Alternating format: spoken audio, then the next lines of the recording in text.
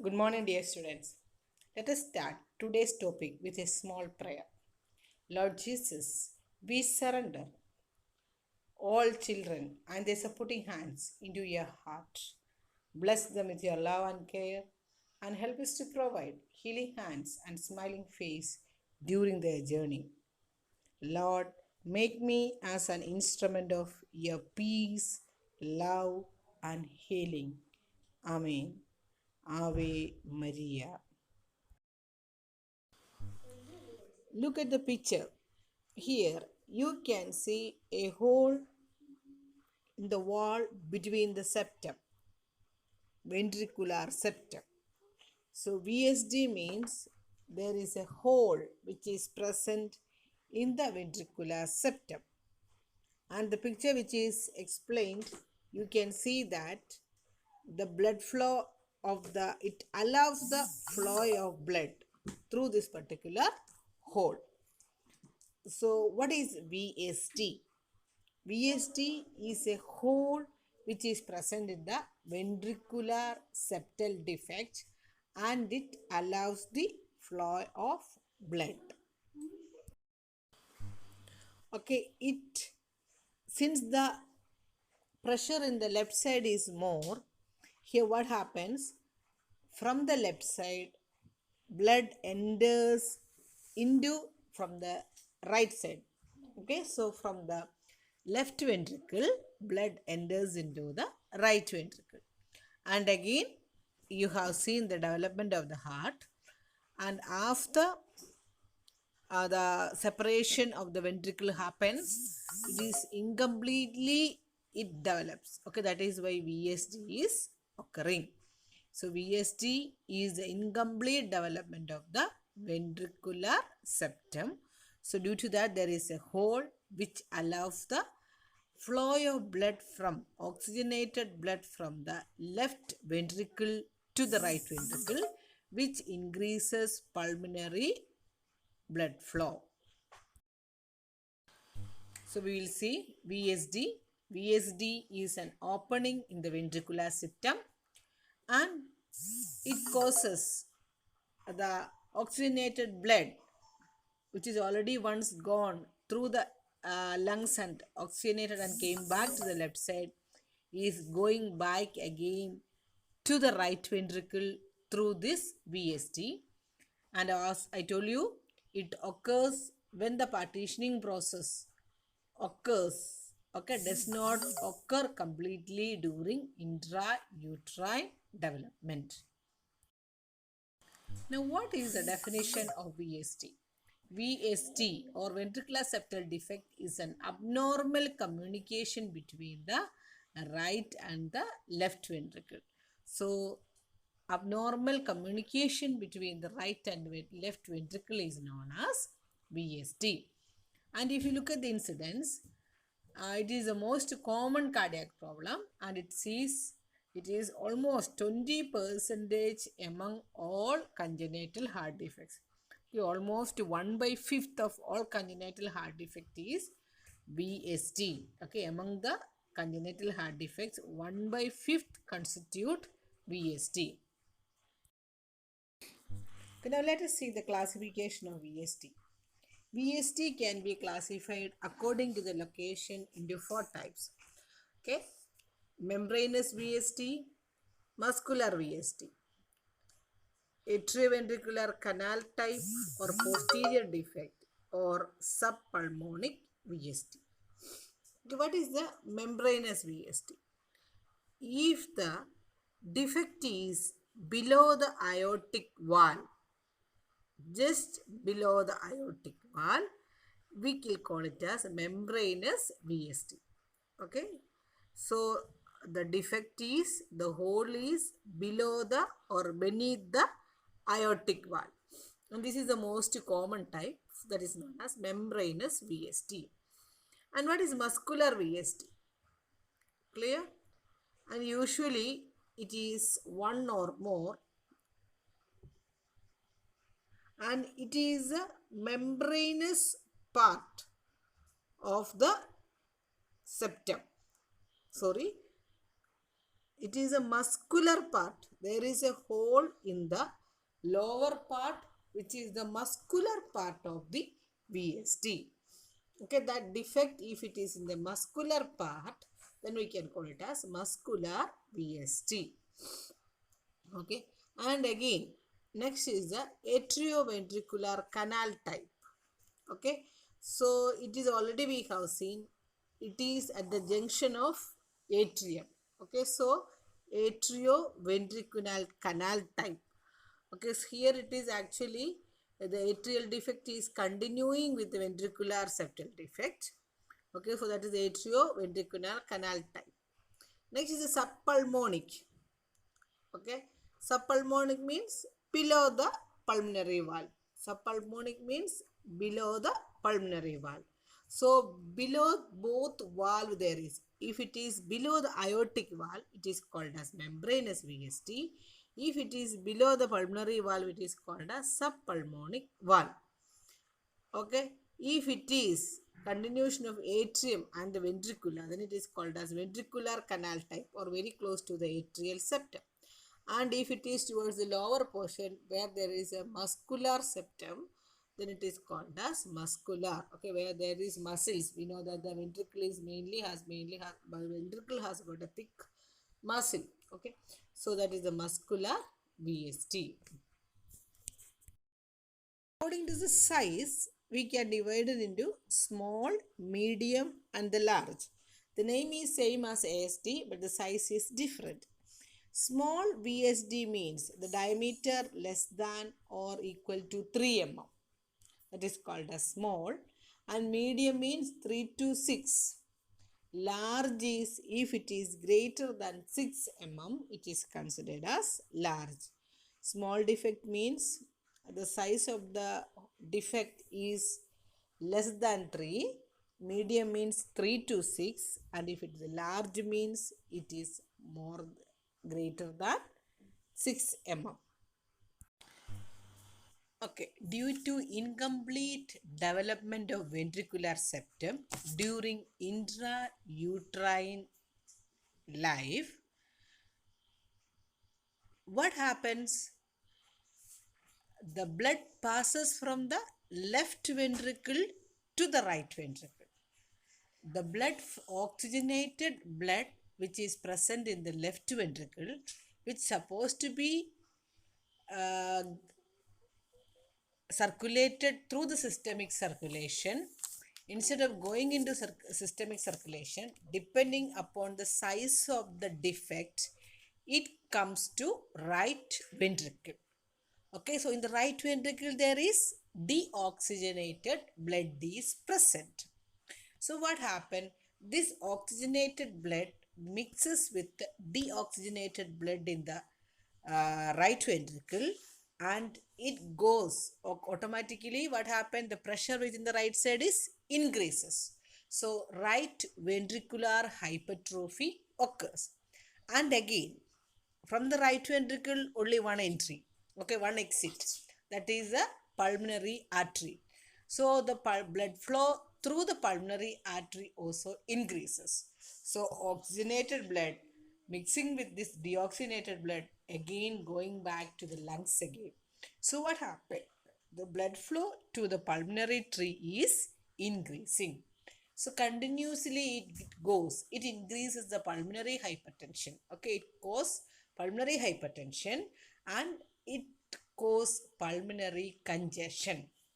Repeatedly increasing pulmonary hypertension, pulmonary vascular resistance increases.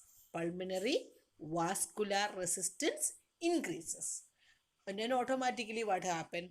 As the pulmonary hypertension increases, vascular resistance increases, there is a shift. Okay, now the pressure in the right side start to increase. Okay, so automatically the right side pressure became more than the left side pressure. Then the reverse shunt occur.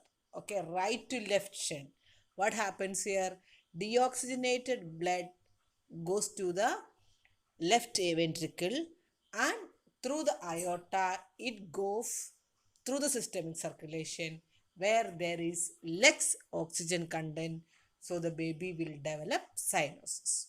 Okay, that is known as Eisenmenger syndrome. The last right to left shunt is known as Eisenmenger syndrome. And then that is leading to cyanosis. So what is the pathophysiology? Incomplete development of the ventricular septum during the fetal life causes passage of blood from the left ventricle to the right ventricle. Okay, so the pressure within the right ventricle increases. It leads to right ventricular hypertrophy. An increased blood flow occurs through the pulmonary artery, and again pulmonary hypertension increases and it gives pulmonary congestion. So baby can go for congestive cardiac failure. And again, what happened? Pulmonary vascular resistance increases and it leads to right to left shunt, where the baby in the systemic circulation, baby gets mixed blood, so babies develop with the cyanosis, that is a complication of VST. Let us see the clinical manifestations. Usually, infants with a small VST, they are asymptomatic and usually it gets closed by itself. Okay, we had, okay, I think Shali Madam's batch, one of the student, she got a child with VST and it got closed by itself. Okay, one doctor actually told them for get ready for that surgery, but another senior doctor has told, need not do anything, she will come up without any surgery. So they have not done any surgery. Without any surgery, it got closed. Okay, and she is doing well now. Okay, so now size of the VST. If it is small, okay, usually babies are hemodynamically stable and it is insignificant, and it is almost 80 to 85% is small VST and it closes spontaneously. Usually muscular close sooner than the membranous. If it is a muscular defect, it closes more than the membranous one. Okay, next is the moderate. Okay, if it is 3 to 5 and 3 to 6, okay, such a small difference may be there from book to book. Okay, so least common group of children. Okay, it is a very least common and without evidence of congestive cardiac failure. Okay, usually they may have, sometimes only they may have pulmonary hypertension and usually may be followed until spontaneous closure occur. Clear? So they may show sometimes pulmonary hypertension without much feature and sometimes cardiac failure without much feature they develop, and with rest actually the closure occurs. Next is a large defect. Okay, if it is a large defect more than 6 to 10 mm, usually they develop cardiac failure by the age of 3 to 6 months. Clear? And usually they require surgery.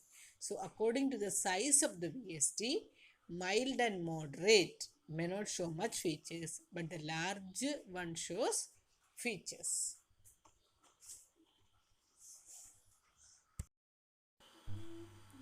Let us see the clinical manifestations of large one in detail.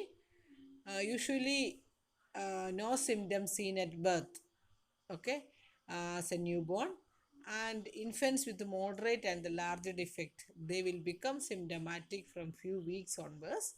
So the symptoms are tachypnea, shortness of breath or dyspnea. The next is the poor growth. Okay, they may have failure to gain weight, and there will be, okay, thrill, okay, palpable thrill is found in the heart, and systolic murmur can be heard, that is at the left sternal, lower sternal border, and they have fast heart rate, okay, tachycardia, and bounding pulse they have, and even the frequent respiratory infection due to congestive cardiac failure. for the features are tachypnea, dyspnea, shortness of breath, poor growth, okay, because specifically weight gain is reduced. And during the palpation, we can feel the thrill and systolic murmur during auscultation at the left sternal border, and tachycardia and even the bounding heart pulse and the frequent respiratory infections can be heard. Diagnostic evaluation. Okay, physical examination shows systolic murmur at the mild, okay, left upper sternal border, and ECG shows right ventricular hypertrophy in moderate and large VST, and chest X-ray shows cardiomegaly and increased pulmonary vascularization.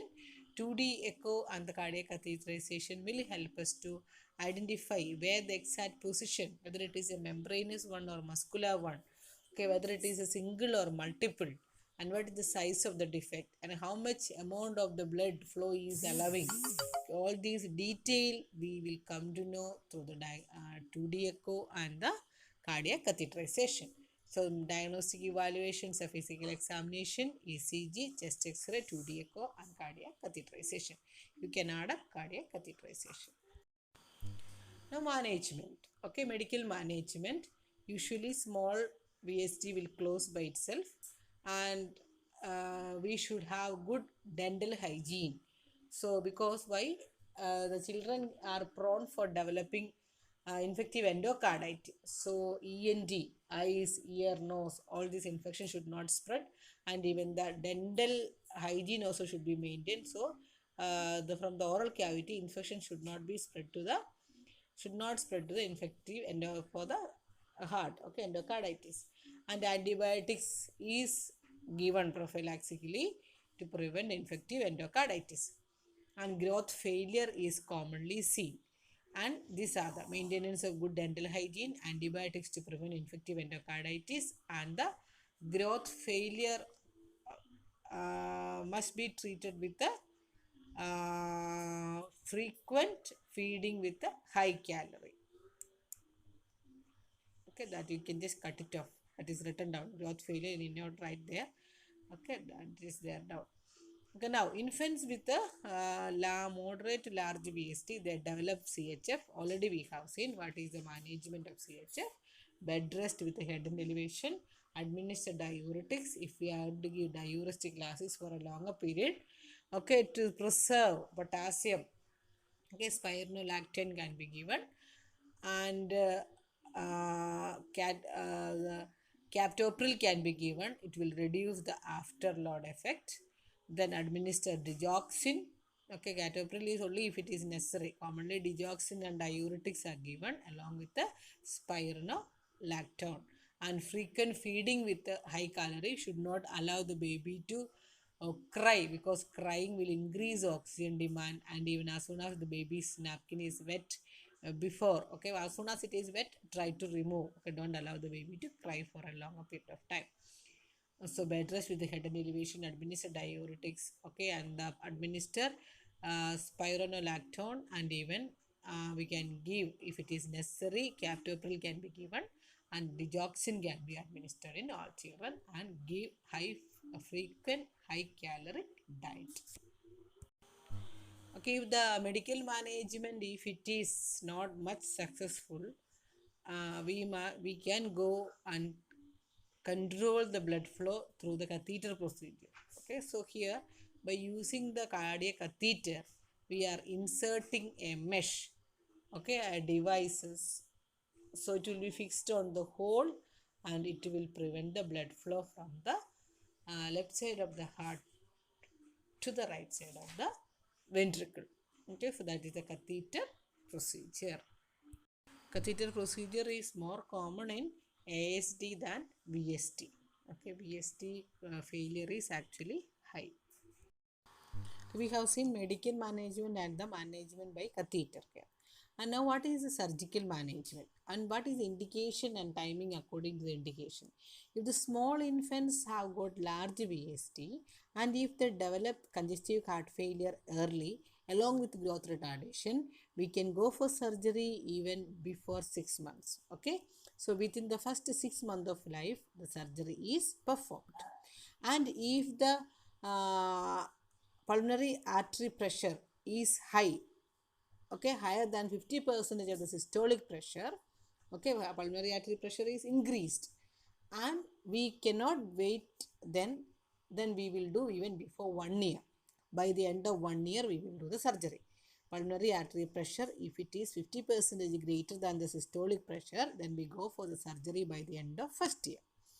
And after 1 year, if there is significant left to right shunt, okay, there is left to right shunt is very high, and if there is a pulmonary stenosis, okay, then without considering PA pressure, we must go for the surgery. If there is a large left to right shunt, and if there is a pulmonary stenosis occurs, okay, so here surgical closure is very important. So these are the indication after 1 year of age. This is the indications and the time. So what are the surgeries commonly done? We can have a palliative surgery and complete repair. If the baby has got, okay, large VST, and if the pulmonary pressure increases, first, and if the baby is not able to go for a corrective surgery according to his health level, then we go for a palliative surgery. That is a pulmonary artery banding. A band is placed around the pulmonary artery. So what happened? It decreases the pulmonary blood flow, and the pulmonary artery cannot expand anymore. So what happened? It increases the pressure within the pulmonary artery, and slowly the blood from the right side is not able to come through the pulmonary artery, and it prevents even the entry of blood from the left side to the right side of the heart, from the left ventricle to the right ventricle. So pulmonary artery banding prevents entry of blood. Okay, it is not as a complete closure, but it prevents. Okay, the pressure variation occurs, and it prevents the entry of blood from the left ventricle to the right ventricle. Now, one complete repair. Okay, it is only a palliative surgery. Okay, once the baby's symptoms are relieved, and when the baby is able to feed better, the general condition of the baby improves. Then we must take care of the baby for the complete repair. Okay, and the small defect are repaired by the purse string approach. Okay, we will do the suturing, and if it is a large defect, we cannot suture it. So what happened? Sorry, we keep a Dacron patch, knitted Dacron patch is kept at the opening, and it is sutured. So the technique which is using, if the child has got less than 7 kg, we will not go the bypass, cardiac bypass. Instead, we will do hypothermia. Okay, the heart is arrested with the hypothermia if the child weight is less than 7 kg. And if the child has got more than 7 kg, and even in all the children, cardiac bypass is used, and the blood is bypassed and the surgery is done. Okay, so complete repair means purse string in small, and the knitted Dacron patch is kept, and it is sutured around the side. And once the baby is growing up, the connective tissue will grow around the Dacron patch. Now let us see the postoperative complication. Postoperative complications are conduction abnormalities, residual VSTs, and various types thrombus formation, and even it can go for various thrombus can get accumulated into various body, just like a various part of the body, just like AST, and can cause trouble, and it can cause even CVA. And next is the atrioventricular valve regurgitation. Okay, due to repair, valvular impairment can come. Then infectious endocarditis, and again it can cause sudden death. So conduction abnormalities, residual VST, thrombus formation, and atrioventricular valve regurgitation, valvular impairment. Okay, these are the postoperative complications. Okay, along with that, there is infectious endocarditis and Rarely, sudden death also can occur in the children. Now, the complications of VST. If we are not treating the child with a large VST, if we are not treating with cardiac problem, what are the natural complications to the baby? Okay, they can have congestive cardiac failure, and the child can have growth retardation, growth failure, and aortic valve regurgitation. Okay, can occur due to the prolapse of the valve leaflet, and pulmonary vascular diseases the baby can develop. In severe condition, Eisenmenger syndrome develops, and there is a frequent chest infection due to congestive cardiorespiratory congestion, lung congestion, infective endocarditis, arrhythmias, and sudden death. Okay, so the complications are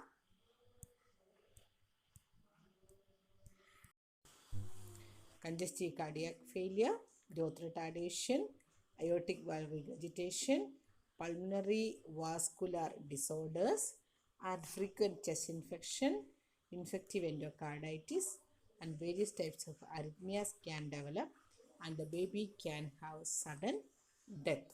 Okay, these are the complications that can occur if we are not going for the surgical intervention, and if we are keeping the baby without any treatment. These are the natural complications. Now let us see the prognosis. Okay, so prognosis of the patient with isolated VSD is actually good. Only VSD is alone, then the prognosis is good. Okay, so and 75% of the small defect gets closed by itself. Okay, by 10 years. And usually adult, those who have a closed VSD, they can have normal life. But if there is development of regurgitation or even Eisenmenger syndrome, it can have problem during the adult life. Okay, so any complication if they are developing, there will be problem in the adult life. Otherwise, if it is closed, usually it does not cause any trouble as an adult. I hope you understood what is VSD. It is an opening between the ventricular septum, and it is actually more common and more dangerous than AST. And if it is alone, if it is a small, it closes by itself. If it is a large one, if the child is having symptoms, we may have to take the children for palliative and the corrective surgery. And with the surgery, there can be, okay, all the cardiac surgeries has got certain risk. Okay, one of the child to whom I sent preoperatively to the OT, and I received him from the postoperative ward. By the time he came, I was in postoperative ward, but unfortunately I saw him on the 4th day he died. So all the cardiac surgeries has got its own risk. So study well. It is an important topic. You can ask us essay. Okay, study well. If there is any doubt, you can ask me. Thank you.